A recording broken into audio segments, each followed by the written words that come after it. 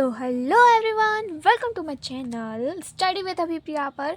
मैं हूं अभिप्रिया और यहाँ हम करने वाले हैं अपनी पूरी बायो रिवाइज। आज हम करने वाले हैं जूलॉजी का फर्स्ट चैप्टर, दैट इज़ प्राणियों में संरचनात्मक संगठन, स्ट्रक्चरल ऑर्गेनाइजेशन इन एनिमल। ठीक है, इससे पहले हम बॉटनी के 2 चैप्टर कर चुके हैं। कौन सा?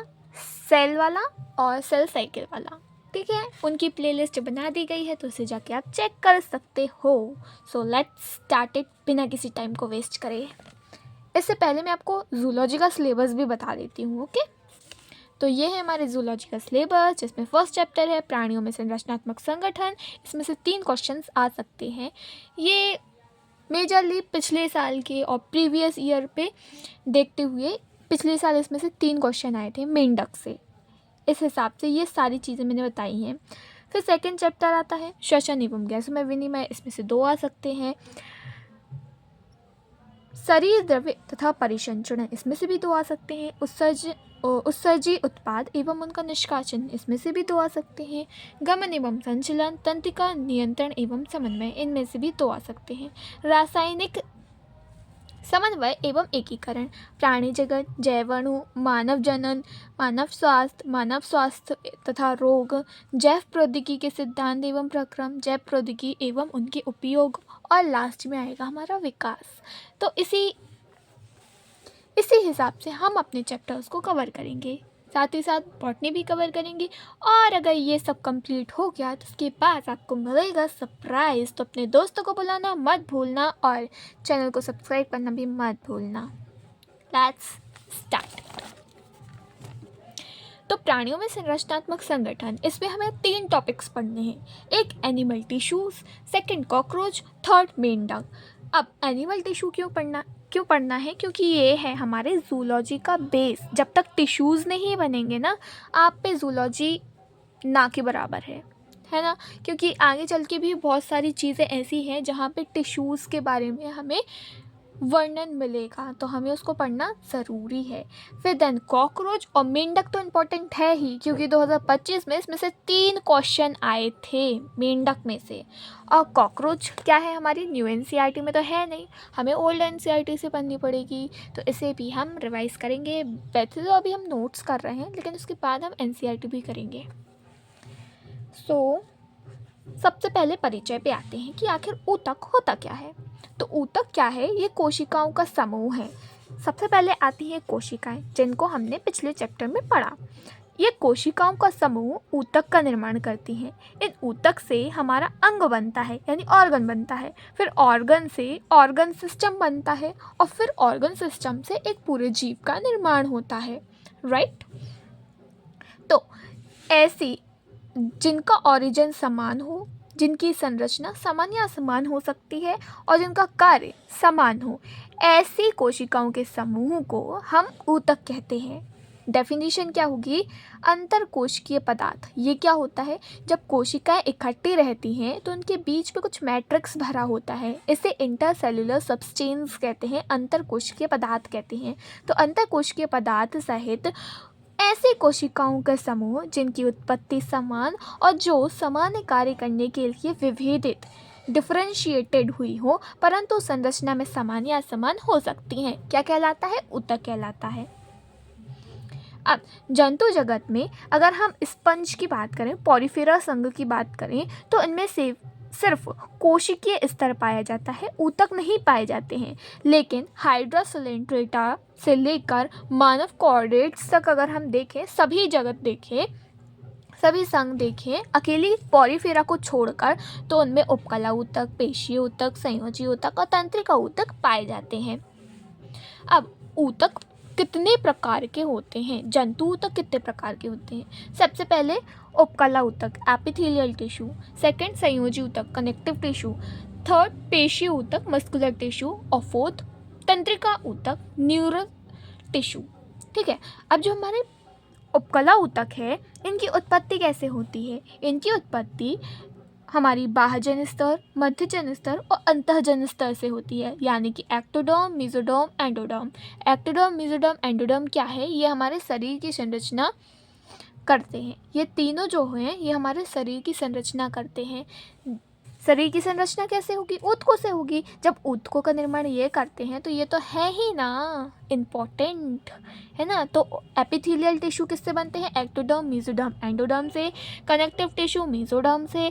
हमारी मस्कुलर टिश्यू मेसोडर्म से। और वहीं हमारी नर्वस टिश्यू बनती है एक्टोडर्म से।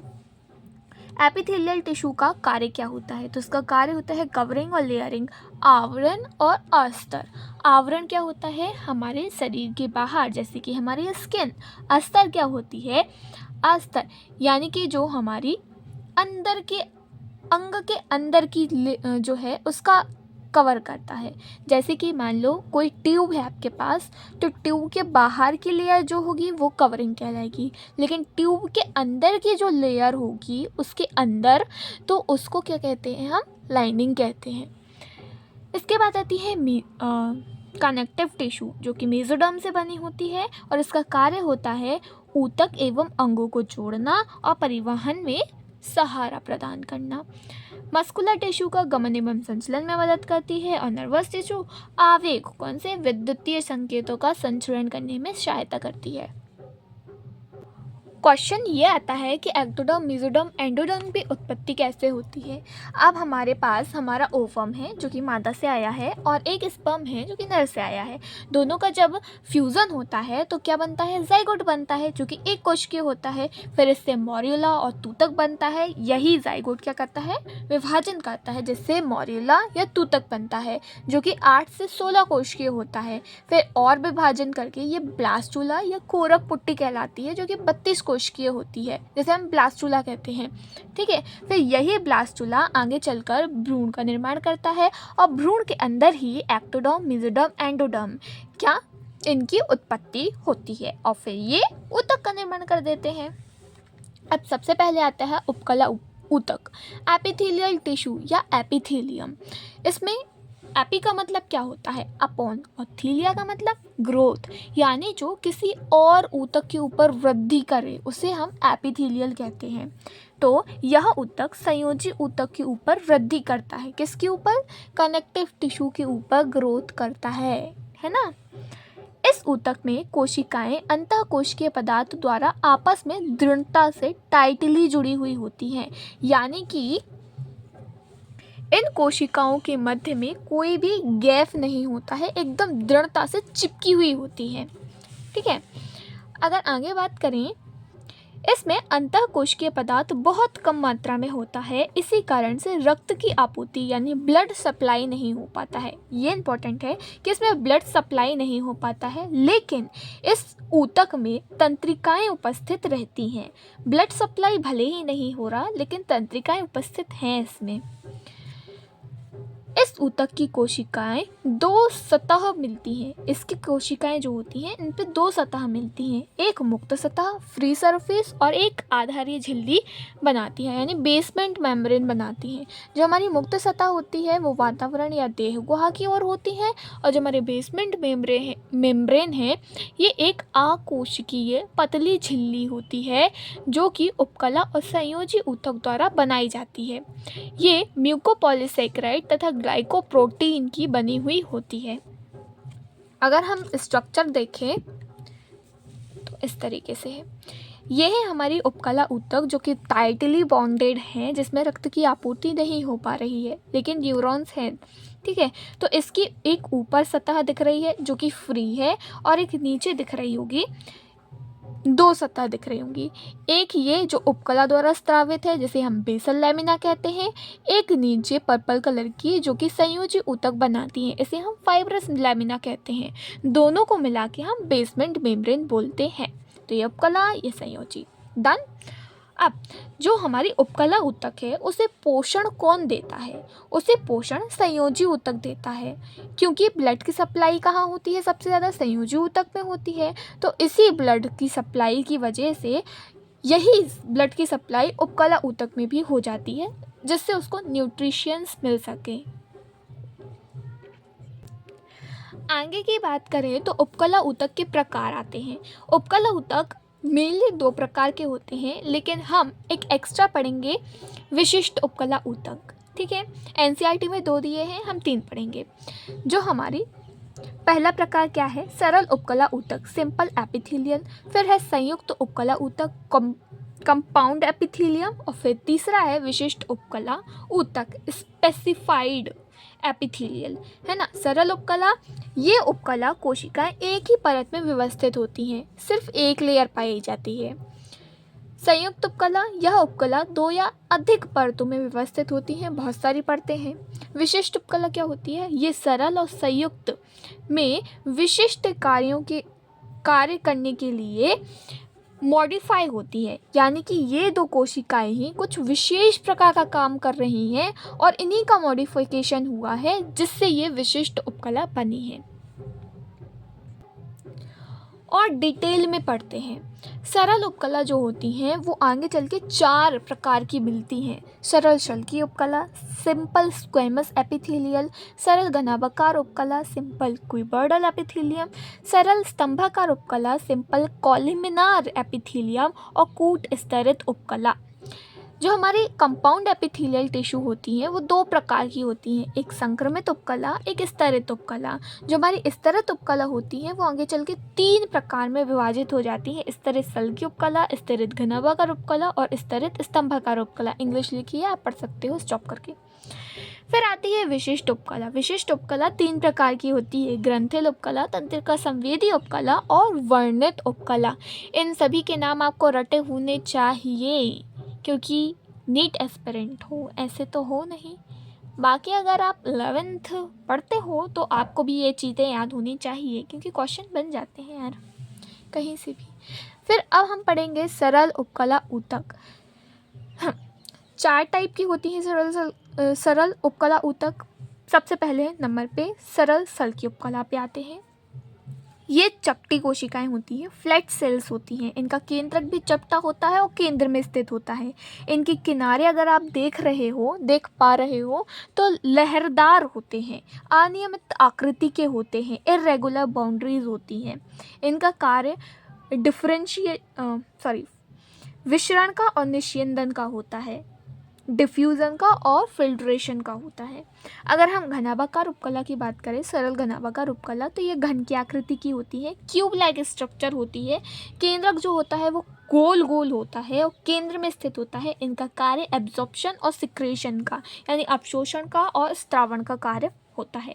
सरल स्तंभाकार की बात करें तो ये लंबी होती है, पतली कोशिकाएं होती हैं। इनका केंद्रक भी लंबा लंबा होता है और आधारित झिल्ली के समीप होता है। इनका कार्य भी क्या है, अवशोषण का और स्त्रावण का, एब्सॉर्प्शन और सिक्रेशन।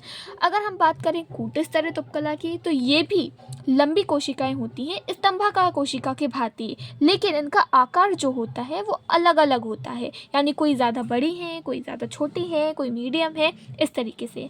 केंद्रक जो होता है वो भी भिन्न स्थिति पर पाया जाता है। इसलिए जब हम माइक्रोस्कोप से इसका अध्ययन करते हैं तो हमें बहुत सारी स्तरों में दिखाई देने लगता है, लेकिन ये स्तरों में नहीं होता है। और इसका कार्य क्या है, स्त्रावण, सिक्रीशन। ओके, तो ये सरल शल्की का कार्य क्या है, डिफ्यूजन, फिल्ट्रेशन। सरल घनाभाकार का क्या है, एब्जॉर्प्शन, सिक्रीशन। सरल स्तंभाकार का क्या है, एब्जॉर्प्शन, सिक्रीशन। और कूट स्तरित का क्या है, सिक्रीशन। Move ahead. अगर हम सरल शल्की की बात करें तो इन्हें पेवमेंट उपकला भी कहते हैं क्योंकि ये चपटी होती है। चपटी होने की वजह से इसे पेवमेंट भी कहा जाता है, और क्योंकि इसके किनारे लहरदार होते हैं इसलिए इसे हम टेसिटिलेटेड उपकला भी कहते हैं। दोनों नाम इम्पॉर्टेंट है, क्वेश्चन बनता है। अगर हम इनकी स्थिति देखें तो सबसे पहले ये कुपिका भित्ति में मिलती है, जिनमें इनका नाम क्या होता है, न्यूमोसाइट्स। सरल शल्की उपकला का ही नाम है न्यूमोसाइट्स, जो कि कुपिका की भित्ति में पाई जाती हैं। अगर ये रक्त वाहिनियों की भित्ति में पाई जाती हैं तो इन्हें एंडोथीलियम बोलते हैं, और देह गुहा की भित्ति में पाई जाती है तो इन्हें मेसोथीलियम कहते हैं, और बोमिन संपुट में पाई जाती हैं तो इन्हें पोडोसाइट्स कहते हैं। एक ही उपकला है लेकिन इनके नाम चेंज हो गए हैं क्योंकि ये अलग अलग पोजिशंस पर पाई जाती हैं। अगर हम सरल घनाभाकार की बात करें तो ये 2 टाइप की होती हैं, सरल घनाकार और ब्रश बॉर्डर सरल घनाकार। सरल घनाकार की बात करें तो ये थायराइड पुट्टिका में पाई जाती है, अग्नाशय की एरियाल कोशिकाओं में पाई जाती है, वृषण व अग्नाशय की जनन उपकला में पाई जाती है। अगर हम सरल ब्रश बॉर्डर घनाकार की बात करें तो इसमें एक सूक्ष्मांकुर पाए जाते हैं, माइक्रोविलाइज पाई जाती हैं, जिससे जो हमारी अवशोषण सतह होती है वो ज़्यादा बढ़ जाती है, यानी कि ये ज़्यादा अवशोषण कर सकती हैं। अब ज़्यादा अवशोषण की ज़रूरत कहाँ पड़ती है? वृक्काणुओं की नलिका भाग में, यानी कि नेफ्रॉन की पीसीटी में ये पाई जाती हैं। सरल स्तंभाकार की बात करें तो ये भी दो टाइप की होती हैं, एक ब्रश बॉर्डर सरल स्तंभाकार उपकला और एक पक्षमाभी स्तंभाकार उपकला। जो हमारी ब्रश बॉर्डर है इनमें भी माइक्रोविलाइज पाए जाते हैं और यानी कि ज़्यादा अवशोषण करेंगी। ज़्यादा अवशोषण और कहाँ चाहिए पड़ता है? हमारी आहार नाल में चाहिए पड़ता है और ये अमाशय से लेकर आंत तक पाई जाती है। अगर हम पक्षमाभी स्तंभाकार की बात करें तो इस स्तंभाकार उपकला पर पक्षमाप पाए जाते हैं, सीलिया पाए जाते हैं, जो कि पदार्थों को एक विशिष्ट दिशा में गति कराने का काम करती हैं। तो गति कहाँ कहाँ ज़रूरी होती है? डिंब वाहिनी में, ओविडक्ट में, है ना, और हमारी श्वसनिकाओं में, ब्रोंकियोल्स में। ठीक है। अब हमारी कूट स्तरित की बात करें तो ये हमारी ट्रैकिया में पाई जाती है, श्वास नली में पाई जाती है। इसे आपको याद करना पड़ेगा, हमने जस्ट रिवीजन किया है। नेक्स्ट की बात करें तो संयुक्त उपकला की आती है। संयुक्त उपकला हमें सुरक्षा प्रदान करने का काम करती है। ये दो टाइप की होती है, एक संक्रमित उपकला और एक स्तरित उपकला। सबसे पहले देखते हैं संक्रमित क्या है। संक्रमित यानी कि कुछ ना कुछ ये अपने आप में चेंजेस ला रही है। ठीक है। अब चेंजेस कैसे लाएंगे? देखो, क्योंकि उपकला में आधारी झिल्ली पाई जाती है इसलिए वो अपनी आकृति में चेंज नहीं ला सकती, इसलिए संक्रमित उपकला में आधारी झिल्ली अनुपस्थित होती है, जिसके कारण वो अपने आप को खिंचाव अवस्था में ला सकती है, उसमें खिंचाव हो सकता है। ठीक है। यानी कि इसमें आधारी झिल्ली क्या होती है? अनुपस्थित होती है, जिसके कारण एक संक्रमण स्टेज आती है, यानी खिंचाव अवस्था आती है। इसकी स्थिति क्या है? हमारे यूरिनरी ब्लैडर में, हमारे यूरेथ्रा में और यूरेटर में, मूत्राशय में, मूत्रमार्ग में और मूत्रवाहिनी में। डन। अब आगे बात करते हैं स्तरित उपकला की। स्तरित उपकला भी तीन टाइप की होती है, स्तरित सल्की उपकला, स्तरित घनाभाकार उपकला, स्तरित स्तंभाकार उपकला। जो हमारी स्तरित सल्की उपकला रहती है वो दो टाइप की होती है, जिसमें कैरोटीन विहीन और कैरोटीन युक्त आता है। कैरोटीन क्या होता है? ये एक प्रकार का मृत प्रोटीन होता है जो कि हमें सुरक्षा देने का काम करता है। जो हमारी कैरोटीन विहीन स्तरित सल्की उपकला है ये कहाँ पाई जाती है? ये हमारी मुख गुहा में पाई जाती है, ग्रसनी में पाई जाती है, योनि में पाई जाती है, यानी वर्जाइना में पाई जाती है और एनस में पाई जाती है। कैरोटीन युक्त कहाँ पाई जाती है? सींग, खुर, त्वचा, हमारे नेल्स, पंख और बालों में ये पाई जाती है। सींग, खुर, पंख, त्वचा, नेल्स और बाल। ठीक है। अब बारी आती है स्तरित घनाभाकार की। ये पाई जाती है लार ग्रंथियों की नलिकाओं में, और स्तरित स्तंभाकार नेत्र के कॉन्जुगेटिव्स में पाई जाती है। नेक्स्ट, विशिष्ट उपकला की बात करते हैं। विशिष्ट उपकला तीन टाइप की होती है, ग्रंथिल उपकला, तंत्रिका संवेदी उपकला और वर्णित उपकला। जो हमारी तंत्रिका संवेदी उपकला है ये हमारे संवेदी अंगों में पाई जाती है, जैसे त्वचा, नेत्र, जीवा, कर्ण, नासा, इन सब में। अगर हम वर्णित या वर्णक उपकला की बात करें तो ये हमारे आँखों में पाई जाती है, नेत्र में पाई जाती है। इसका कार्य क्या होता है? चलो इसका कार्य देखते हैं। वर्णित उपकला जो कि हमारे नेत्रों में पाई जाती है। देखो, हमारी आँखों में प्रकाश जाता है, यानी कि प्रकाश जाने पर आंतरिक परावर्तन होगा। आंतरिक परावर्तन होने के कारण हमें धुंधला दिखाई देने लगेगा। लेकिन क्योंकि हमारी नेत्रों में ये वर्णक उपकला पाई जाती है, इसी कारण से प्रकाश को ये क्या कर लेती है? अवशोषित कर लेती है, और इसी अवशोषण करने के कारण हमें सब कुछ क्लियर दिखाई देने लगता है। ठीक है। अब बात करते हैं ग्रंथिल उपकला की। ग्रंथिल उपकला क्या होती है? सरल घनाभाकार, स्तंभाकार, यानी कि सरल घनाभाकार और सरल स्तंभाकार उपकला जो कि विशिष्ट रसायनों का उत्पादन और स्त्रावण करते हैं, है ना, और उसी के लिए ये मॉडिफाई होती हैं, जैसे कि ग्रंथियाँ, जिन्हें हम ग्रंथियां कहते हैं। ठीक है, ये कुछ विशेष प्रकार के रसायन का उत्पादन करती हैं, उनको स्त्रावन करती हैं, इसी कारण से इन्हें ग्रंथिल उपकला कहते हैं। अब ग्रंथियां कितने टाइप की होती हैं? 2 टाइप की होती हैं, एक कोशिकीय ग्रंथि, बहुकोशिकीय ग्रंथि।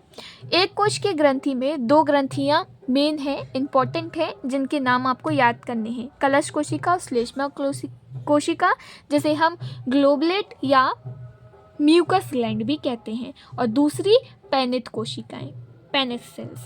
बहुकोशिकीय में तो लगभग सारी कोशिकाएं आ जाती हैं, जैसे हाइपोथैलेमस, पीयूष, यकृत, स्तन ग्रंथि, अग्नाशय, थायराइड, अधिवृक्क, लार और ऐसी ही बहुत सारी। अगर हम स्त्राव के निष्कासन के आधार पर देखें, based on the mode of secretion, तो ग्रंथियां कितने टाइप की होती हैं? तो ग्रंथियां 3 टाइप की होती हैं। पहली आती है बहिस्त्रावी ग्रंथि, दूसरी आती है अंतःस्त्रावी ग्रंथि और तीसरी आती है मिश्रित स्त्रावी। जो बहिस्त्रावी रहती हैं उनमें खुद की नलिकाएं होती हैं, यानी कि अपना स्त्रावण स्रोत से लेकर अपने लक्ष्य तक खुद के नलिका द्वारा पहुंचाती हैं। जो हमारी अंतःस्त्रावी ग्रंथि होती है ये नलिका विहीन होती है, डक्टलेस होती हैं, इसलिए अपने स्त्राव को रक्त के माध्यम से अपने लक्ष्य तक पहुंचाती हैं। अगर हम मिश्रित ग्रंथि की बात करें तो ये दोनों होती हैं, इनकी खुद की नलिकाएं भी होती हैं और रक्त के माध्यम से भी अपने स्त्राव को लक्ष्य तक पहुंचाती हैं। उदाहरण की बात करें तो बहिस्त्रावी ग्रंथियों में हमारी कर्णमोम, जिसे हम सेरोमिनस ग्रंथि कहते हैं, वो आती है। लार ग्रंथि जो कि लार का सिक्रीशन करती है, श्वेत ग्रंथि जो पसीने का करती है, स्तन ग्रंथि जो दुग्ध का करती है, जठर ग्रंथि जठर रस का करती है, अश्रु ग्रंथि अश्रु का करती है, वहीं श्लेष्मा ग्रंथि श्लेष्मा का स्त्राव करती है। अंतःस्त्रावी ग्रंथियों की बात करें तो ये हमें हार्मोन्स का सिक्रीशन करती हैं, जैसे कि hypothalamus, Piyush, thyroid, parathyroid, thymus, pineal और अधिवृक्क।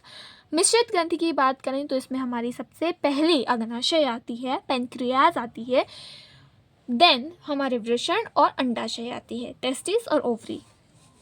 अगर हम कोशिका जंक्शंस की बात करें, कोशिका संधि की, तो पड़ोसी कोशिका के मध्य जोड़ को क्या कहते हैं? हम कोशिका संधि कहते हैं, सेल जंक्शंस कहते हैं। पड़ोसी कोशिकाएं कोई भी हो सकती हैं, या तो उपकला हो सकती है, उपकला संयोजी हो सकती है, पेशी, तंत्रिका, किसी के मध्य में भी ये जंक्शंस बन सकते हैं। ये जंक्शंस 3 टाइप के होते हैं, टाइट जंक्शंस यानी कि दृढ़ संधि, आसंजी संधि, और अंतराली यानी कि अवकाश संधि, गैप जंक्शंस। जो हमारी दृढ़ संधि है वो पड़ोसी कोशिकाओं के बीच के रिसाव को रोक देती है, यानी कि कोई भी लीकेज नहीं होता है। जो हमारी आसंजी संधि होती है ये पड़ोसी कोशिकाओं को आपस में जोड़ने का काम करती हैं, जो कि 2 टाइप की होती हैं, एक डेस्मोसोम्स और एक इंटरडिजिटेशन। एक डेस्मोसोम्स और एक इंटरडिजिटेशंस, डेस्मोसोम्स और इंटरडिजिटेशंस। ठीक है, फिर आती है अंतराली यानी अवकाश संधि। यह क्या करती है? पड़ोसी कोशिकाओं के कोशिका द्रव को आपस में जोड़ती है, जिससे आयंस, छोटे अणु व कभी कभार बड़े अणुओं का परिवहन यानी स्थानांतरण कर सकते हैं। यानी एक कोशिका के जीव द्रव्य दूसरी कोशिका के जीव द्रव्य से जुड़ जाता है, जो कि इन आयंस, छोटे अणु का क्या कर लेती है? ट्रांसफर, स्थानांतरण कर सकती है। डायग्राम के हिसाब से समझते हैं तो ये है हमारे टाइट जंक्शन, दृढ़ संधि, ये है इंटरडिजिटेशंस आसंजी संधि में, और ये है गैप जंक्शंस आधारी झिल्ली में। ठीक है, ये उपकला और संयोजी के मध्य भी हो सकता है। और नेक्स्ट आते हैं संयोजी ऊतक, कनेक्टिव टिश्यूज़, जिनकी उत्पत्ति मेसोडर्म से होती है, जिनका कार्य अगर हम देखें तो विभिन्न अंगों व ऊतकों को आपस में जोड़ने का काम करती है, आलंबन यानी कि सपोर्ट देने का काम करती है, शरीर में विभिन्न पदार्थों के परिवहन जैसे कि रक्त और लसिका करती है। ठीक है, तो विभिन्न पदार्थों का परिवहन भी हो जाता है, शरीर को ढांचा देने का काम भी करती है। ढांचा कैसे देती है? अस्थियों द्वारा, अस्थियोपास्थि द्वारा, है ना। अगर हम एक संरचना की बात करें तो हमारी कनेक्टिव टिश्यू 3 प्रकार की होती हैं, एनसीईआरटी में ऐसा लिखा है, लेकिन वास्तव में ये 2 प्रकार की होती हैं, एक वास्तविक संयोजी ऊतक और दूसरी विशिष्ट संयोजी ऊतक। और वास्तविक संयोजी ऊतक 2 प्रकार की होती हैं, एक स्थिर यानी ढीली संयोजी ऊतक, लूज कनेक्टिव टिश्यू, और दूसरी सघन संयोजी ऊतक, डेंस कनेक्टिव टिश्यू। ठीक है, तो ये loose connective tissue, dense connective tissue और स्पेशलाइज्ड कनेक्टिव टिश्यू ये हमारी एनसीईआरटी में दी है। इसमें वास्तविक संयोजी ऊतक के बारे में नहीं बताया, डायरेक्ट नेम दे दिया उन्होंने। अगर हम लूज कनेक्टेड टिश्यू की बात करें तो ये दो टाइप की होती है, अंतराली संयोजी ऊतक और वसा संयोजी ऊतक, एरियोल कनेक्टिव टिश्यू और एडिपोज कनेक्टिव टिश्यू। सघन की बात करें तो ये दो टाइप की होती है, रेगुलर और इरेगुलर, नियमित और अनियमित। नियमित भी दो टाइप की होती है, श्वेत कोलेजनी, पीले इलास्टिन। अनियमित भी दो टाइप के होते हैं, श्वेत कोलेजन, पीले इलास्टिन। अगर हम विशिष्ट संयोजी ऊतक की बात करें तो दो टाइप की होती है, कंकाली संयोजी ऊतक, स्केलेटल कनेक्टिव टिश्यू, और तरल संयोजी ऊतक, फ्लूइड कनेक्टिव टिश्यू। जो हमारे स्केलेटल कनेक्टिव टिश्यू है वो दो टाइप की होती है, जिसमें बोन्स और कार्टिलेज आते हैं यानी अस्थि और उपास्थि आती हैं। वहीं फ्लूइड कनेक्टिव टिश्यू को देखें तो वो भी दो टाइप की होती है, जिसमें ब्लड और लिम्फ आता है। ये हमारे शरीर द्रव एवं परिसंचरण में हम दोनों को डिटेल में पढ़ेंगे। संयोजी ऊतक जो है वो तीन चीज़ों से मिलकर बना होता है, जिसमें पहले नंबर पे मैट्रिक्स आता है यानी आधात्री आती है, दूसरे नंबर पे सेल्स आती हैं, और तीसरे नंबर पे हमारे फाइबर्स आते हैं यानी कि तंतु आते हैं। मैट्रिक्स क्या होता है? ये एक तरल या अर्ध तरल पदार्थ होता है जिसमें कोशिकाएं एवं तंतु जो होते हैं वो धंसे हुए होते हैं, और यही मैट्रिक्स किसके द्वारा बनता है? कोशिकाओं के द्वारा ही बनता है। ठीक है, ये क्या होता है? एक प्रकार का रूपांतरित पॉलीसेकेराइड से बनी हुई चीज़ होती है जिसे हम मैट्रिक्स कहते हैं। कोशिकाएं देखें तो यहाँ पर 6 प्रकार की कोशिकाएं पाई जाती हैं। तंतुकोरक कोशिकाएं यानी कि फाइब्रोब्लास्ट, महावक्षाणु कोशिकाएं, माइक्रोफेज, मास्ट कोशिकाएं, मास्ट सेल्स, वसा कोशिकाएं, एडिपोसाइट्स, लसिकाणु, और हमारी प्लाज्मा कोशिकाएं, प्लाज्मा सेल्स। देन तंतु आते हैं, कोलेजन तंतु और इलास्टिन तंतु। कोशिकाओं की बात करें तो सबसे पहले तंतुकोरक कोशिकाएं, ये सबसे अधिक मात्रा में उपस्थित होती हैं और सबसे बड़ी कोशिकाएं होती हैं। फाइब्रोब्लास्ट जो कि फाइबर, ब्लास्ट का मतलब फॉर्मेशन, मतलब फॉर्मिंग, जो कि तंतु बनाने का काम करती हैं। ठीक है, तो ये सबसे ज़्यादा अधिक मात्रा में होती हैं और सबसे बड़ी कोशिकाएं होती हैं। ये आधात्री कोलेजन और इलास्टिन तंतुओं का निर्माण करती हैं। किसमें? आधात्री में कोलेजन और इलास्टिन तंतु का निर्माण यही करती हैं। महावक्षाणु कोशिकाओं की बात करें तो जब भी कोई इनगल्फ यानी कि कोई पदार्थ इस कोशिका में आता है तो इस कोशिका में आने के बाद उस पदार्थ का पाचन हो जाता है, क्योंकि इसमें पाचक एंजाइम्स पाए जाते हैं जो कि इसका भक्षण कर लेते हैं। तो वह पदार्थ का भक्षण करती है, जैसे कि यकृत में कुफर कोशिकाएं, फेफड़ों में डक्ट कोशिकाएं, रक्त में मोनोसाइट्स, मस्तिष्क में माइक्रोग्लियल कोशिकाएं, प्लीहा में रेटिकुलम एंडोथेलियम सेल्स और थाइमस में हेसल्स कार्पस। इन कोशिकाओं के नाम आपको याद करने होंगे। यकृत में कुफर कोशिकाएं, फेफड़ों में डक्ट कोशिकाएं, रक्त में मोनोसाइट्स, मस्तिष्क में माइक्रोग्लियल सेल्स, प्लीहा में एंडोप्लाज्मिक रेटिकुलम सेल्स,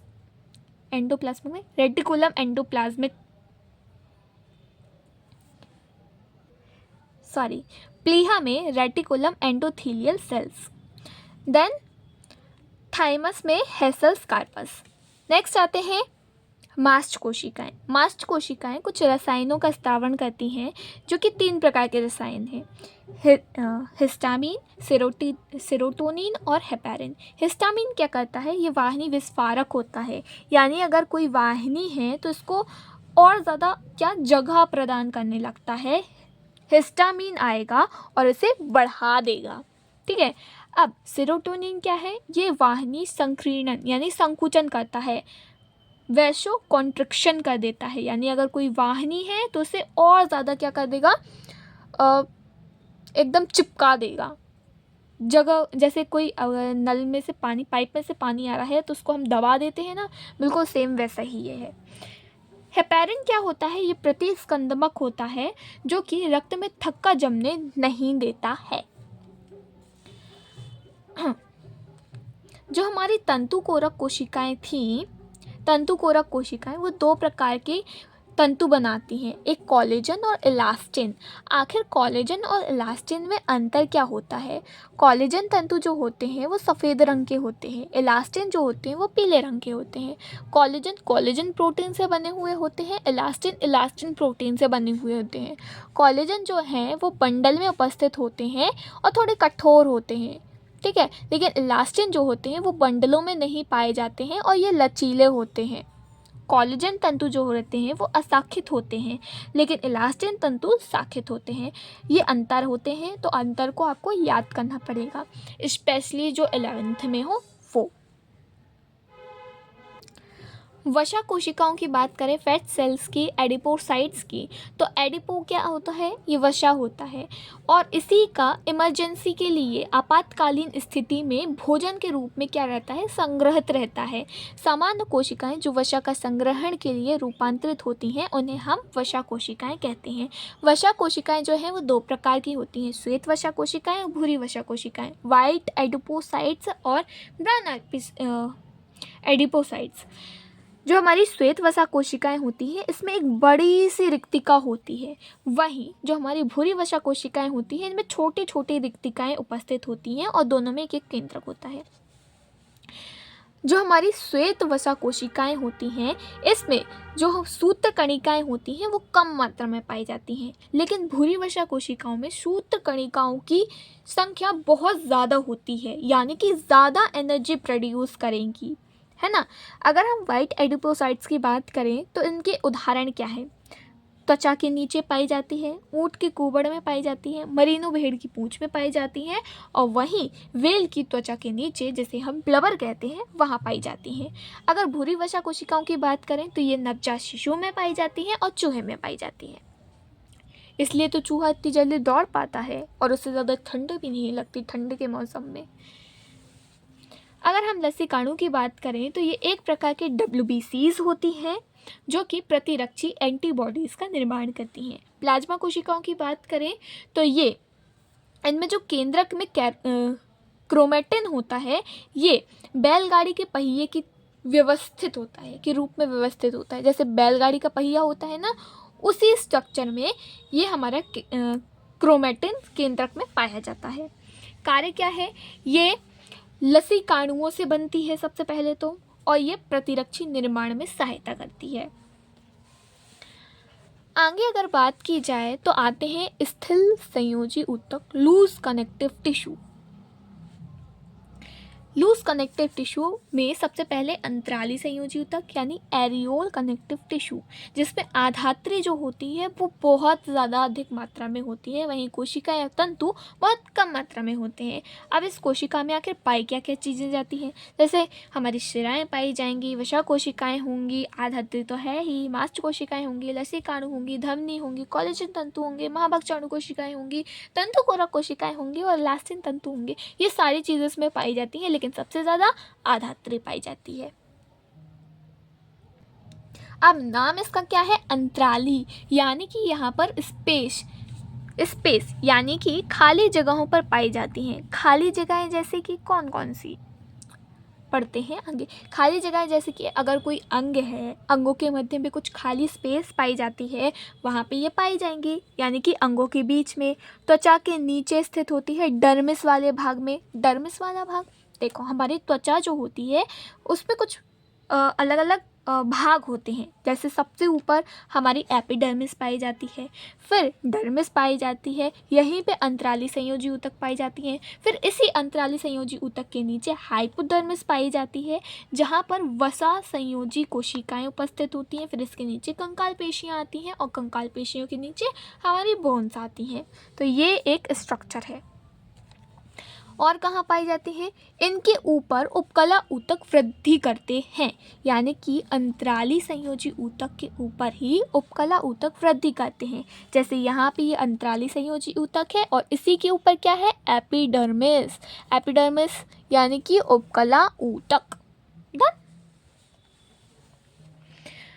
जो हमारी वसा संयोजी ऊतक था इसे हमने अभी जस्ट पढ़ के आए हैं। दो प्रकार की होती हैं, श्वेत वसा कोशिकाएं, भूरी वसा कोशिकाएं। वो सेम चीज़ यहाँ पर भी अप्लाई हो जाएगी। अगर हम बात करें सघन संयोजी ऊतक की, तो सघन संयोजी ऊतक में आधात्री जो होती है वो कम मात्रा में होती है और कोशिका और तंतु अधिक मात्रा में होते हैं, इसलिए तो ये सघन है ना। ये दो टाइप की होती है, नियमित रेगुलर और अनियमित इरेगुलर। नियमित में जो होते हैं कोशिकाएं और तंतु समांतर विन्यास में यानी पैरेलल अरेंज्ड होते हैं। देखो डायग्राम से ही समझ में आ रहा है। वहीं अनियमित में कोशिकाएं और तंतु रैंडमली आड़े तिरछे व्यवस्थित होते हैं। अगर हम बात करें कि आखिर पाए कहाँ जाते हैं, उदाहरण क्या है इनका, तो नियमित का सबसे अच्छा उदाहरण है स्नायु और कंडरा, लिगामेंट्स और टेंडन्स। लिगामेंट्स को याद करने के लिए, लिगामेंट्स क्या होते हैं इसको याद करने के लिए आपको बल्ब याद करना पड़ेगा। जो कि बोन को बोन से जोड़ता है उसे लिगामेंट्स कहते हैं। बोन को बोन से जोड़ने वाला लिगामेंट्स कहलाता है। अगर कंडरा की बात करें तो ये बोन को मसल्स से जोड़ता है, पीटीएम। ठीक है, बोन को मसल से कौन जोड़ता है, कंडरा जोड़ता है। बोन को बोन से कौन जोड़ता है, स्नायु जोड़ता है, लिगामेंट जोड़ता है। अगर हम बात करें त्वचा, अगर हम बात करें अनियमित कोशिकाएं ये कहाँ कहाँ पाई जाती हैं, तो हमारी त्वचा में और साथ ही साथ अंगों का आवरण भी करता है, जैसे कि फेफड़ों में प्लूरा, मस्तिष्क में ड्यूरा मेटा और वृषण में वृक्क संपुट। वृक्क में वृक्क संपुट ये क्या है, अंगों का आवरण करता है। त्वचा में भी पाया जाता है, अंगों का आवरण भी करता है, जैसे प्लूरा फेफड़ों में, ड्यूरामेटा मस्तिष्क में, वृक्क संपुट वृक्क में। संयोजी ऊतक के प्रकार की अगर हम बात करें तो ये दो प्रकार के होते हैं, एक कंकाली संयोजी ऊतक और एक तरल संयोजी ऊतक। सबसे पहले हम स्केलेटल कनेक्टिव टिश्यू की बात करें तो इसमें कार्टिलेज और बोन्स आते हैं, जिनमें जो मैट्रिक्स रहता है वो सॉलिड होता है, तरल नहीं होता। क्या होता है, सॉलिड होता है। सबसे पहले हम कार्टिलेज की बात करेंगे, उपास्थि की बात करेंगे। तो इसकी आधात्री कैसी है, ठोस है। ये नरम होते हैं, आनम यानी कि फ्लेक्सिबल होते हैं और संपीड़न रोधी होते हैं। ठीक है, यानी अगर कोई भी चीज़ इससे टकरा रही है तो उसको ज़्यादा फर्क नहीं पड़ेगा, ये संपीड़न रोधी है, उस चीज़ को वो अब्जॉर्ब कर लेगा। भ्रूण अवस्था में उपास्थि अधिकांश, भ्रूण अवस्था में उपस्थित अधिकांश क्या होती हैं, उपास्थियाँ ही हैं। यानी अगर कोई भ्रूण है तो भ्रूण में सबसे ज़्यादा उपास्थि ही पाई जाती हैं, जो कि बाद में रूपांतरित होकर अस्थि बन जाती हैं। ठीक है, अगर हम बात करें इसकी स्ट्रक्चर की तो इसके सबसे बाहर पाया जाता है पेरिकॉर्डियम। फिर उस पेरिकॉर्डियम के नीचे कुछ सेल्स पाई जाती हैं जिसे हम कॉन्ड्रोब्लास्ट कहते हैं। कॉन्ड्रोब्लास्ट कोशिकाएं ये क्या होती है, कॉन्ड्रो यानी कि उपास्थि, जहाँ भी कॉन्ड्रो वर्ड आए समझ लो उपास्थि की बात हो रही है। ब्लास्ट मतलब क्या होता है, बनाने वाली, तो जो उपास्थि बनाती है यानी उपास्थि बनाने वाली कोशिकाएं क्या है, कॉन्ड्रोब्लास्ट हैं। अगर हम और अंदर बात करें तो आधात्री पाई जाती है, मैट्रिक्स पाया जाता है जिसमें हाइलोयूरोनिक एसिड भी पाया जाता है। और इसी आधात्री में कुछ इस तरीके की गुहिकाएं पाई जाती हैं। ठीक है, और इन गुहिकाओं के अंदर हमारी कॉन्ड्रोसाइट्स पाई जाती हैं। एक गुहा में 1 से 4 कॉन्ड्रोसाइट्स होती हैं। ठीक है, इन कॉन्ड्रोसाइट्स का ही निर्माण कौन कर रहा था, ये कॉन्ड्रोब्लास्ट कर रही थी। अगर हम उपास्थि के प्रकार की बात करें तो ये 4 प्रकार की होती है। सबसे पहले कचाब उपास्थि, फिर लास्टिन उपास्थि, कैशीभूत उपास्थि और श्वेत तंतुमय उपास्थि।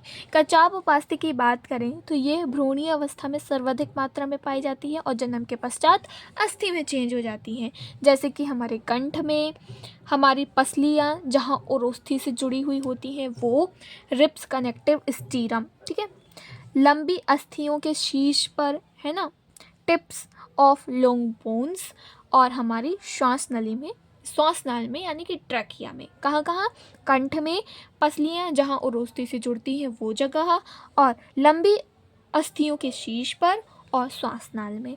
अगर हम इलास्टिन उपास्थि की बात करें तो ये कहाँ कहाँ पाई जाती हैं, नाक के शीर्ष पर, टिप ऑफ नोज, हमारे बाह्यगण पिन्ना में, हमारे कंठ के अच्छद जो होता है, कंठाच्छद, वहाँ पर एपिग्लॉटिस में पाई जाती है।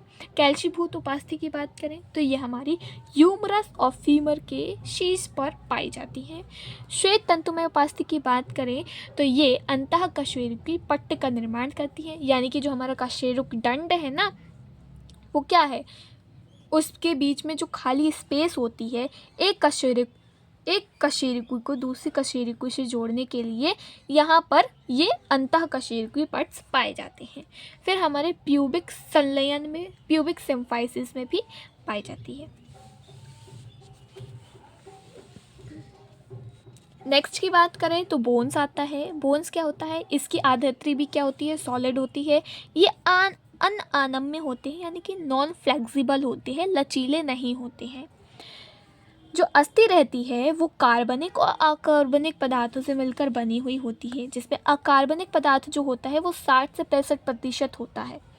कार्बनिक पदार्थ जैसे कि आसंजी प्रोटीन्स और म्यूकोपॉलीसेकेराइड्स आते हैं, और अकार्बनिक पदार्थ जैसे कि कैल्शियम फॉस्फेट, कैल्शियम कार्बोनेट या मैग्नीशियम फॉस्फेट, इस तरीके की अकार्बनिक पदार्थ इसमें मिले हुए होते हैं। अब ये मजबूत क्यों होती हैं, क्योंकि इसमें कोलेजन तंतु के साथ साथ कैल्शियम पाया जाता है, जो कि इसे मजबूती प्रदान करता है। अगर हम स्ट्रक्चर की बात करें तो कुछ इस तरीके के स्ट्रक्चर पाई जाती है। ये इसके भाग देखें तो 2 भाग इसमें पाए जाते हैं, एक होता है एपीफाइसिस और एक होता है डायाफाइसिस। एपीफाइसिस और डायाफाइसिस के बीच में एक स्थान आता है जिसे हम एपीफाइसियल और मेटाफाइसियल प्लेट कहते हैं। दिखाई दे रहा है, ठीक है। एपीफाइसिस और डायाफाइसिस के बीच एक स्थान आता है जिसे हम एपीफाइसियल या मेटाफाइसियल प्लेट कहते हैं। ये है, ये ब्लू कलर का दिख रहा है जो, ठीक है। और आगे की बात करें तो जो ये एपीफाइसिस होता है, यहाँ पर लाल अस्थि मज्जा पाया जाता है, रेड बोन मैरो पाया जाता है जो कि रक्त कोशिकाओं का निर्माण करता है। वहीं डायाफाइसिस में पीला अस्थि मज्जा पाया जाता है, ठीक है, जो कि वसा का संग्रहण करने में मदद करता है। ये एपीफाइसियल और मेटाफाइसियल प्लेट क्या होती है, जो एपीफाइसियल और मेटाफाइसियल प्लेट जो होती हैं वो ऑस्टियोब्लास्टिक क्रिया करती है, जिससे अस्थियां जो होती हैं उनकी साइज़ बढ़ जाती है। इसलिए तो क्योंकि ये इतनी ऑस्टियोब्लास्टिक क्रियाएं करती हैं कि एक समय आने पर ये नष्ट हो जाती हैं, और इसके नष्ट होने का मतलब क्या है, प्यूबर्टी हमारी समाप्त हो चुकी है, क्योंकि प्यूबर्टी में ही ये ऑस्टियोब्लास्टिक क्रियाएं करती हैं। ओके, इसलिए तो एक समय के बाद बच्चों की हाइट बढ़नी बंद हो जाती है। अगर ये रिएक्शन करती रहेंगी तो हम तो हमेशा ही लंबे होते जाएंगे और एक दिन पता नहीं कहाँ जाके पहुँचेंगे, राइट। अगर हम बोन की स्ट्रक्चर पढ़ें, ठीक है, तो ये कैसे, इसमें जैसे वहाँ पर पेरीऑस्टियम स्पेस पाया जा रहा था, तो यहाँ ऊपर और नीचे दोनों साइड एक स्तर पाई जाती है। ऊपर साइड पेरीऑस्टियम और नीचे साइड एंड्रोऑस्टियम कहलाती है। दोनों सतहों के पास कोशिकाएं पाई जाती हैं। कौन सी, ऑस्टियोब्लास्ट कोशिकाएं पाई जाती हैं। ऑस्टियो मतलब अस्थि और ब्लास्ट यानी बनाने वाली, तो अस्थि बनाने वाली कोशिकाएं पाई जाती हैं, ठीक है। अब आधात्री में क्या करती हैं, आधात्री में क्या, आसंजी प्रोटीन और म्यूकोपॉलीसेकेराइड्स पाए जाते हैं, ठीक है। और इसी आधात्री में कुछ गुहिकाएं लाइक स्ट्रक्चर्स होती हैं, ठीक है। इन गुहिकाओं के अंदर ही अस्थि अणु पाया जाता है और इस अस्थि अणु के अंदर एक केंद्रक होता है, ठीक है। तो ये गुहिकाएं एक स्ट्रक्चर का निर्माण करती हैं जिसे हम लैमिने कहते हैं, ठीक है। और इस लैमिने के मध्य में हमारी हेबर्शियल नलिका पाई जाती हैं। हेबर्शियल नलिका में हमारी धमनी, शिरा और लसिका वाहिनी क्या करते हैं, एंटर करते हैं, मतलब उसमें होती हैं।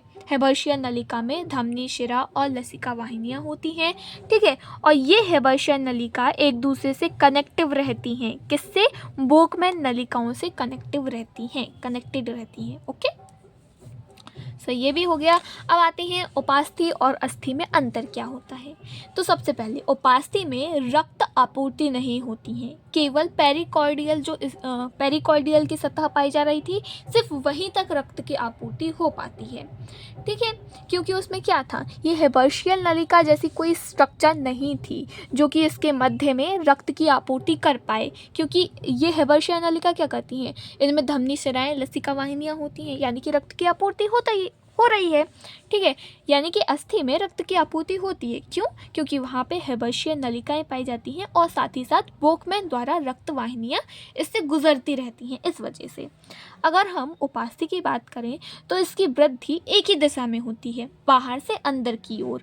ठीक है, वहीं अगर हम बात करें अस्थि की तो यहाँ पे वृद्धि जो होती है वो दोनों ओर से होती है, बाहर से अंदर की ओर और अंदर से बाहर की ओर। क्यों होती है? क्योंकि यहाँ पर दो सतह पाई जाती है, एक पेरिओस्ट्रियम और यहाँ पे एक एंडोस्ट्रियम। वहीं लस्सी जो हमारी उपास्थि थी वहाँ पे केवल पेरिकॉर्डियल ही पाई जा रही थी। अगर हम बात करें उपास्थि की तो इसकी एक गुहिका में 1 से 4 उपास्थि अणु उपस्थित होते हैं, लेकिन जो हमारी अस्थि थी उसकी एक गुहिका में केवल एक ही अस्थि अणु उपस्थित होता है। अगर हम अस्थि के कार्य देखें तो ये शरीर को ढांचा प्रदान करती है, अंगों को सुरक्षा प्रदान करती है और साथ ही साथ सहारा भी देती है। जो हमारी अस्थि मज्जा है, यानी कि लाल अस्थि मज्जा रक्त निर्माण करता है और वही पीला अस्थि मज्जा वसा का संग्रहण करता है, जो हमारी पेशियों को जोड़ने के लिए भी स्थान प्रदान करती है। इसमें खनिज पदार्थ जैसे कि कैल्शियम, मैग्नीशियम, फास्फोरस आदि का क्या हो जाता है, संग्रहण भी हो जाता है और हमें गति तो प्रदान करती है। नेक्स्ट पे आते हैं पेशी ऊतक, मस्कुलर टिश्यू। इसकी उत्पत्ति कहाँ से होती है? मेसोडर्म से होती है। इसका कार्य गमन एवं संचलन का होता है। अपवाद की बात करें, अपवाद के तौर पर आइरिडियल और सीलियरी पेशिकाएं जो कि हमारे नेत्रों में पाई जाती हैं, इनकी उत्पत्ति एक्टोडर्म से यानी बहुजन स्तर से होती है। बाकी सभी की मेसोडर्म से होती है, केवल इन दोनों की हमारी एक्टोडर्म से होती है। अगर हम बात करें तो ये 3 प्रकार की पाई जाती हैं, एक कंकाली पेशियाँ, चिकनी या अंतरंग पेशियाँ और तीसरी हृदय पेशियाँ। ये आपको दिख नहीं रहा होगा ना, ये आइरिडियल और सीलियरी पेशिकाएं जो कि नेत्रों में पाई जाती हैं, जिनकी उत्पत्ति बाह्यजन स्तर एक्टोडर्म से होती है। अब हम तीनों के अंतर देखते हैं। तो सबसे पहले जो हमारी स्ट्रक्चर देखी जाए तो कुछ इस प्रकार से पाई जाएंगी। ठीक है, अंतर देखें तो ये कंकाल यानी कि अस्थियों से जुड़ी हुई होती हैं, इसलिए तो इसका नाम है कंकाली पेशी। जो हमारी चिकनी पेशियाँ रहती हैं ये आंतरिक अंगों की भित्ति यानी कि वॉल ऑफ ऑर्गन्स में पाई जाती हैं, यानी कि आंतरिक अंगों की भित्ति में ये पाई जा रही हैं। और अगर हम हृदय पेशी की बात करें तो ये हृदय भित्ति पर पाई जाती हैं, इसलिए ये हृदय पेशियाँ कहलाती हैं। और अंतरंग पेशी अंदर के अंगों में पाई जाने वाली पेशी अंतरंग पेशी। कंकाली पेशी जो होती है वो रेखित होती है, आप स्ट्रक्चर में ही देख सकते हो रेखित है। ठीक है, जो हमारी चिकनी पेशी रहती है अरेखित होती है, वही हृदय पेशी भी रेखित होती है। जो हमारी कंकाली पेशी रहती है ये बेलनाकार होती है और अशाखित होती है, यानी इसमें तो आपको शाखाएं दिख रही होंगी लेकिन ये अशाखित होती है। ठीक है, बेलनाकार और अशाखित होती है। और अगर हम चिकनी की बात करें तो ये तर्को रूपी होती है जो कि अशाखित होती है। वहीं हृदय पेशी की बात करें तो ये बेलनाकार होती है और शाखित होती हैं। चौथा अंतर देखें तो ये बहुकेंद्रकीय होती है। बहुकेंद्रकीय कहाँ? इधर पे आप देख सकते हो point dot dot dot dot दिखाई दे रहे हैं, ये केंद्रक है। ठीक है, तो ये बहुकेंद्रकीय होती हैं।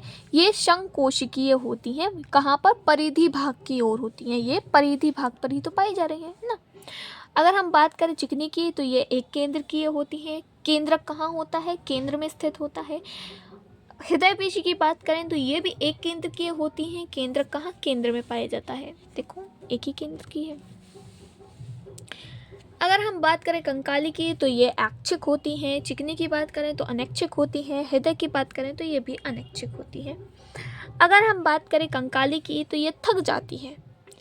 चिकनी थकती नहीं है और साथ ही साथ हृदय पेशियां भी थकती नहीं है। अगर हृदय की पेशियां थक गई तो तुम्हारा डी एंड हो जाएगा। हा। अगर हम बात करें किसकी, हमारे तंत्रिका ऊतक की, नर्वस टिश्यू की, तो ये क्या होता है? नर्वस टिश्यू जो होते हैं वो एक्टोडर्म से इनकी उत्पत्ति होती है। अपवाद के तौर पर माइक्रोग्लियल सेल्स जो हैं वो मेसोडर्म से उत्पन्न होती हैं। अगर हम कार्य की बात करें तो ये तंत्रिका आवेगों की उत्पत्ति व संचरण में मदद करते हैं, यानी कि वैद्युतीय संदेशों को स्थानांतरित करते हैं। इसमें सबसे पहले आती है न्यूरॉन की स्ट्रक्चर। न्यूरॉन का स्ट्रक्चर आता है जो कि इम्पोर्टेंट है। न्यूरॉन होता क्या है? ये तंत्रिका तंत्र की संरचनात्मक एवं क्रियात्मक इकाई है। क्या? न्यूरॉन। थोड़ा कैमरे को सेट कर लें।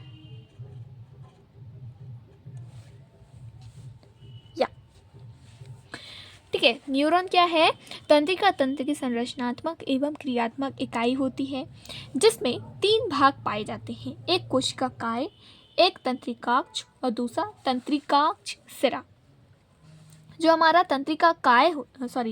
कोशिका काय होता है, इस कोशिका काय में हमारा जीव द्रव्य उपस्थित होता है। इसी में हमारा केंद्रक होता है और इस केंद्रक के बाहर पेरिकॉर्डियन एक स्पेस पाया जाता है, एक स्ट्रक्चर पाई जाती है, पेरिकॉर्डियन पाए जाते हैं। ठीक है, और इस कोशिका द्रव्य में बहुत सारे कण उपस्थित होते हैं जिसे हम निषेल्स कण बोलते हैं। और इस निषेल्स कण में ही क्या प्रोटीन निर्माण, इस कोशिका द्रव्य से ही क्या होता है? निषेल कण से प्रोटीन का निर्माण होता है। इसी में प्रोटीन निर्माण होता है। यहाँ पर राइबोसोम्स प्लस आरईआरएस पाई जाती है। वहीं दुर्मिकाक्ष व कोशिका काय तक ये निषेल्स कण पाए जाते हैं। ये क्या है? यह दुर्माक्ष है। ठीक है, ये शाखित जो है ना उसे हम दुर्माक्ष कहते हैं। अगर हम बात करें तंत्रिकाक्ष की तो कोशिका काय और तंत्रिकाक्ष के मध्य का स्थान क्या कहलाता है? तंत्रिकाक्ष हिललॉक।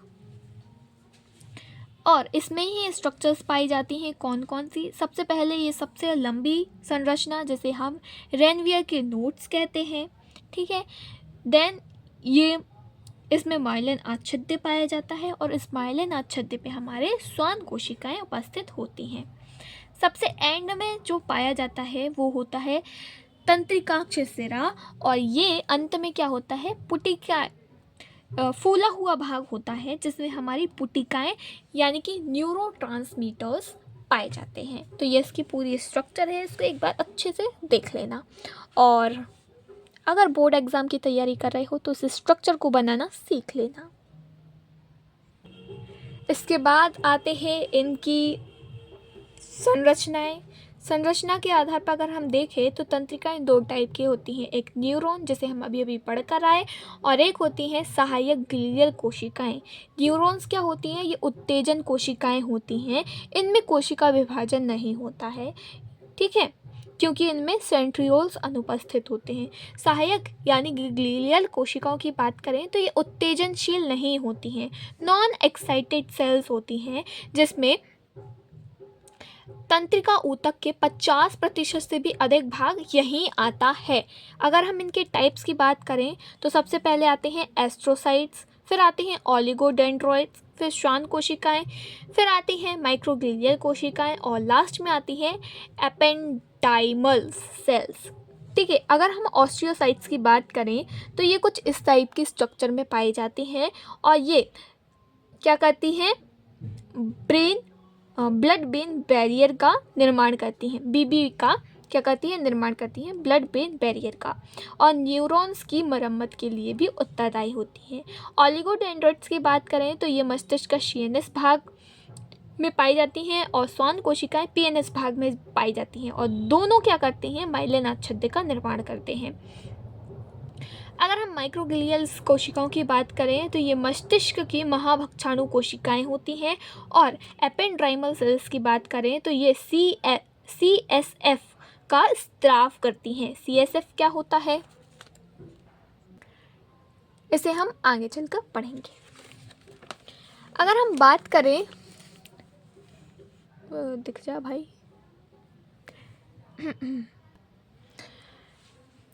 न्यूरॉन्स के प्रकार की बात करें किसके आधार पर, ध्रुवों की संख्या के आधार पर, तो ये 5 तरह से पाई जाती हैं। सबसे पहले आध्रुवीय आती है जिसमें एक भी क्या होती है, एक भी एक्सॉन्स नहीं पाए जाते हैं, जैसे कि हाइड्रा में।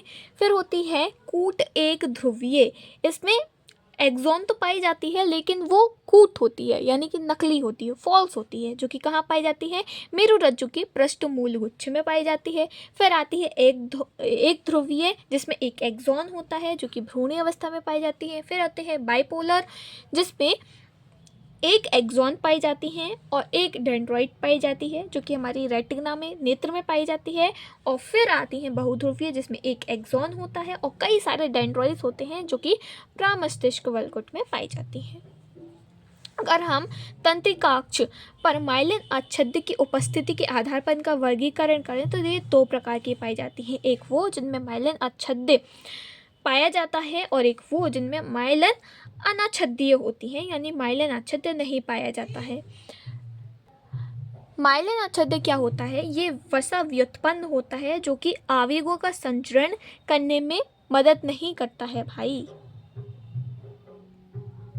नहीं होने देता है। अगर माइलिन आच्छाद्य कहाँ पाया जाता है, मस्तिष्क में पाया जाता है, मेरुरज्जु में पाया जाता है, यानी कि सीएनएस भाग जो है तंत्रिका, केंद्रीय तंत्रिका तंत्र, वहाँ पे माइलिन आच्छाद्य पाए जाते हैं। और परिधीय तंत्रिका तंत्र की बात करें तो वहाँ माइलिन आच्छाद्य नहीं पाए जाते हैं। जहाँ पे माइलिन आच्छाद्य पाए जाते हैं वहाँ पर तेजी से संचरण होता है, क्योंकि अगर कोई भी संचरण है तो वो जंप करते करते क्या होगा, एक जगह से दूसरी जगह पहुँचेगा, यानी कि यहाँ पे जंपिंग होती है। और अगर माइलिन आच्छाद्य नहीं है तो यहाँ पर धीमी गति से संचरण होता है, धीरे धीरे धीरे धीरे संचरण होता है। तो इसी के साथ हमारा एनिमल टिश्यू वाला भाग तो कंप्लीट होता है। इसके बाद आता है कॉकरोच और मेंढक, जिसे हम नेक्स्ट वीडियो में कवर कर लेंगे। सो आई होप ये वीडियो आपको पसंद आई हो। अगर पसंद आई हो तो लाइक और सब्सक्राइब करना मत भूलना और अपने दोस्तों को बुलाना भी मत भूलना। मैं मिलती हूँ नेक्स्ट वीडियो में, तब तक के लिए बाय बाय।